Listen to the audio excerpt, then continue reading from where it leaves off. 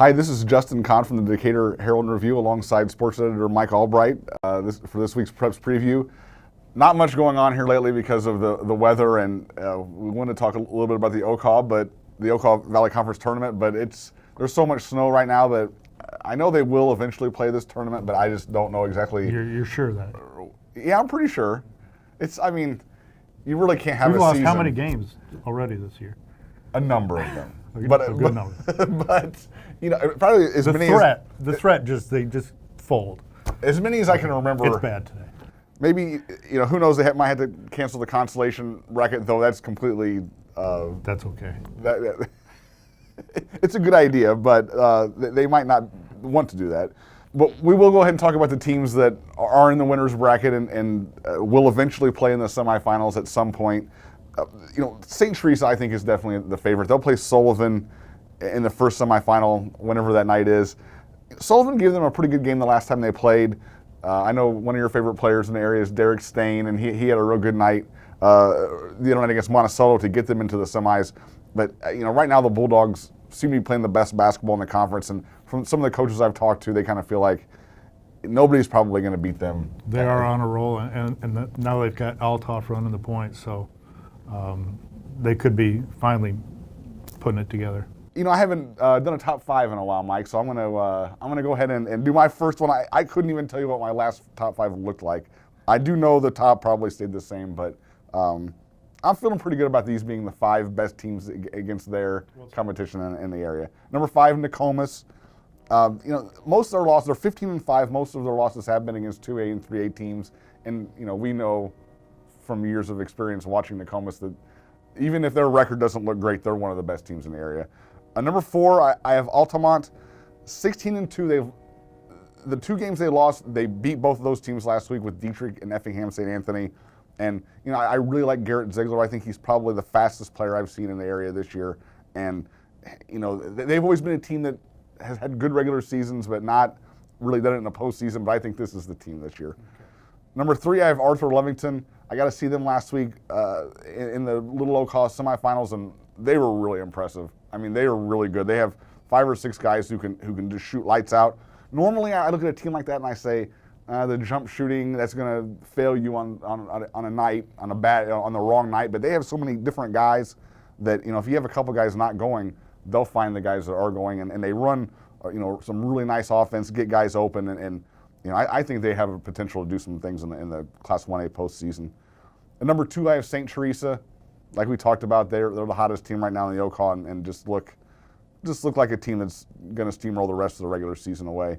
And Lincoln, 21-2, had the one bad weekend, and besides that, they've been just unbelievable this year. I don't know, they're not unbeatable going forward. They have, there are weaknesses there, but it just seems like on most nights, they're going to play smarter and harder than you, and that's number 1. You have a top 5? I put a top 5 together, and usually mine are a little swayed by coaches or how they call in at night and their stats and stuff. I looked at my top 5, and there's none of that here, so don't worry about any swaying going on. Number 5, I've got MacARTHUR. I think MacARTHUR's played well lately when they have played. They haven't played in so long, it seems like every game's gotten snowed out, that these guys may come back looking different. They may have full beards and everything since the last time we've seen them.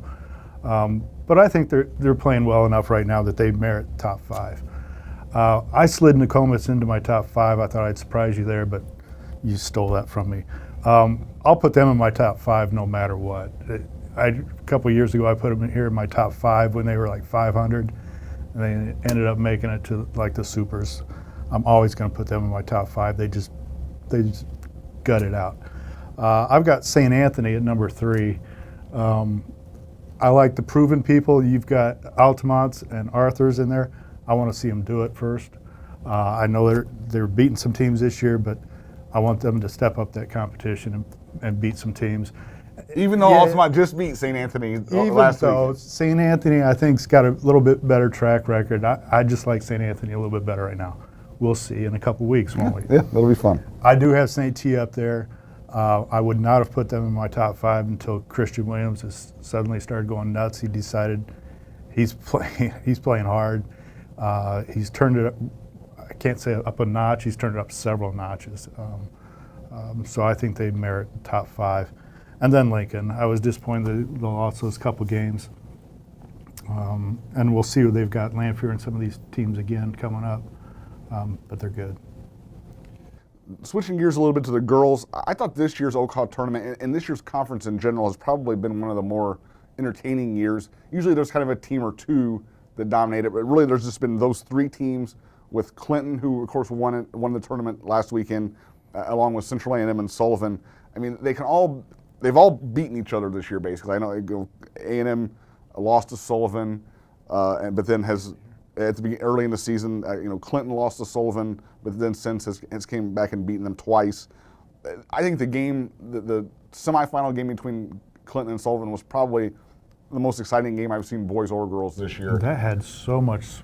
It's just not what you expect out of these teams are playing for the 3rd time. You expect it to be just this grinded out, 5-point game all the way through. But I mean, the swings. I mean, during the first half of that game, I thought, boy, Clinton has really fallen off. They're just not, there's something bad has went with them, and Sullivan looked so good, and I thought, and even after Clinton came back and won that game, I thought, well, A&M, they looked so good against Monticello that I think that they'll go on and win it, and then, Clinton comes out and beats, a team they haven't beaten in a long time.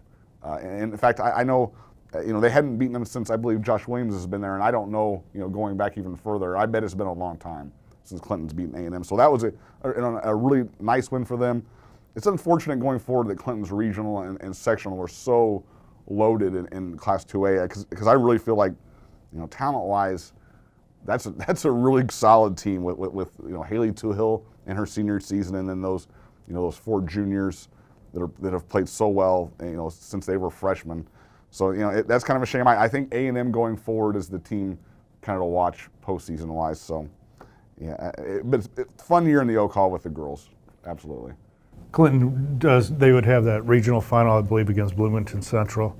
And if they happen to get past that, they have Champaign, St. Thomas More. That's brutal. That's a brutal stretch for them. It's too bad this year. Yeah, St. Thomas More probably is going to win the 2A state title and would compete in 3A. I mean, they're loaded.